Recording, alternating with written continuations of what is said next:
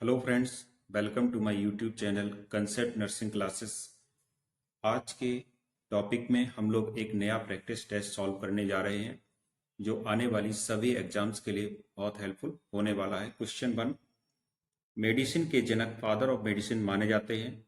A Dhanvantari, B Hippocrates, C Sushruta, D Charaka. Correct answer is option B Hippocrates. Next question, surgery के जनक माने जाते father of surgery is Dhanvantari, Sushruta, सुकरात, Charaka. Correct answer होगा option B, surgery के जनक है वो सुश्रुत। नेक्स्ट क्वेश्चन देखते हैं। क्वेश्चन नंबर 3, फर्स्ट 24 आवर्स में बर्न इंजरी के मैनेजमेंट हेतु मोस्ट इंपोर्टेंट एस्पेक्ट है।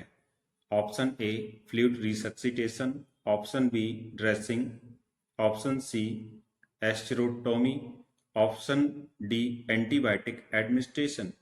करेक्ट आंसर होगा इसका ऑप्शन ए, बिल्कुल सही होगा, फ्लूइड रिसक्सिटेशन। इसके बारे में कुछ एक्सप्लेनेशन भी हम लोग देखते हैं। Burns are tissue damage that results from heat, overexposure to the sun or other radiation or chemical or electric contact. Burns can be minor medical problems or life-threatening emergencies. What is the first aid for burns? Cool the burn, hold the area under cool running water for about 10 minutes. If this is not possible or if the burn is on the face, apply a cool wet cloth until the pain eases. For a mouth burn from hot food or drink, put a piece of ice in the mouth for a few minutes. Next देखते हैं burn injury management. Burn management can be divided into three phases: early resuscitative, wound management, rehabilitative और reconstructive। तो सबसे पहले इसमें क्या करते हैं, फ्लूइड का हम लोग रिसक्सिटेशन करते हैं, उसके लिए पार्कलैंड फार्मूला का यूज किया जाता है। और ये पार्कलैंड फार्मूला है, ये सेकंड और थर्ड डिग्री बर्न्स में यूज किया जाता है। इसके अनुसार ये फार्मूला दिया गया 4 ml into total body surface area into body weight. इस प्रकार से पार्कलैंड फार्मूले के हिसाब से फ्लूइड रिसक्सिटेशन करते हैं। नेक्स्ट क्वेश्चन देखते हैं, पल्मोनरी एम्बोलिज्म का रिस्क फैक्टर नहीं है। Option A deep vein thrombosis, B prolonged immobilisation, C pregnancy, D anaemia. तो पल्मोनरी एम्बोलिज्म आप लोग अच्छी तरह से जानते हैं, कंडीशन होती है जिसमें आर्टरीज ब्लॉक हो जाती हैं जो लंग्स की होती हैं, उसको हम पल्मोनरी एम्बोलिज्म बोलते हैं। तो इसका जो रिस्क फैक्टर है ऑप्शन ए भी है, बी भी है और सी भी है। क्योंकि इसमें व्यक्ति थोड़ा रेस्ट में होता है तो ज्यादा रेस्ट से भी पल्मोनरी एम्बोलिज्म का खतरा बढ़ जाता है। तो एनीमिया इसका सही आंसर होगा, क्योंकि आपको इसमें नहीं पूछना था। इसके बारे में थोड़ा सा डिटेल में देखेंगे।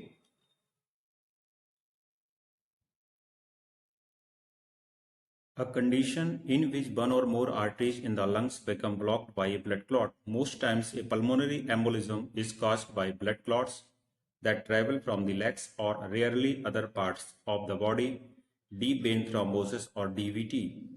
Symptoms include shortness of breath, chest pain and cough.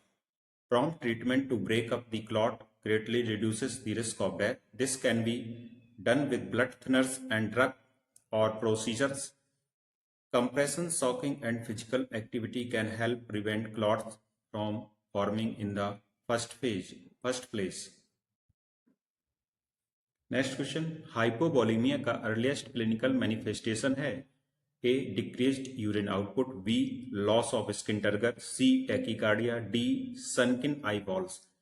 Correct answer होगा इसका ऑप्शन सी टैकीकार्डिया। इसके बारे में कुछ एक्सप्लेनेशन देखेंगे। हाइपोवोलेमिया का जो hypopulmic shock symptoms include breathing faster than normal, feeling confused or anxious, sweating a lot. Hypovolemia is a condition in which the liquid portion of the blood plasma is too low. Causes of hypovolemia include vomiting, diarrhea, and excessive bleeding. This can lead to shock, a life-threatening condition in which the organs are not getting enough blood or oxygen. Symptoms include weakness, fatigue, urination, fainting, dizziness, muscle cramps, and dry mouth or skin. Next question देखते हैं, question number 6। Hepatitis B virus की carrier stage होती है? Option ए 3 महीने की, option B 6 माह की, option C 9 माह की, option D life long. Correct answer होगा ऑप्शन सी 9 माह की। एक्सप्लेनेशन देखेंगे। Hepatitis, an inflammation of the liver. Hepatitis B carriers are people living with asymptomatic chronic hepatitis B. Although they do not experience any symptoms, they can still pass the infection to others. They are also at risk of developing complications such as liver damage. Most common type of hepatitis देखते हैं। कितना type के hepatitis होते हैं? Hepatitis B, a serious liver infection caused by hepatitis B virus that is easily preventable by a vaccine. Hepatitis C, an infection caused by a virus that attacks the liver and leads to inflammation. Next question, question number 7। निम्न में से कौन से suturing material के साथ सबसे अधिक ऊतक प्रतिक्रिया होती है? A plain catgut, B chromic catgut, C nylon, D vicryl. Correct answer होगा option A plain catgut. Next question, question number 8। Chronic renal failure में क्या नहीं होता है? A hypertension, B hyperkalaemia, C hypercalcaemia, D hypocalcaemia. Correct answer is option C hypercalcaemia नहीं होता है। Next, hypothyroidism के लिए बेस्ट तथा मोस्ट सेंसिटिव इन्वेस्टिगेशन है T3 and T4 level, TRH level, TSH level, radio active isotone uptake. Correct answer is option C TSH level. Next question, question number 9। किस स्थिति में बोन मैरो ट्रांसप्लांटेशन उपयोगी नहीं है? Thalassaemia, leukaemia, pernicious anaemia, aplastic anaemia. Correct answer is option C pernicious anaemia में bone marrow transplantation उपयोगी नहीं है। Next question, question number 10। Electrolyte के कौन से डिस्टर्बेंस से टिटेनी रोग हो जाता है? Hypocalcaemia, hypermagnesaemia, hypercalcaemia, hyponatraemia. Correct answer होगा ऑप्शन ए हाइपोकैल्सीमिया।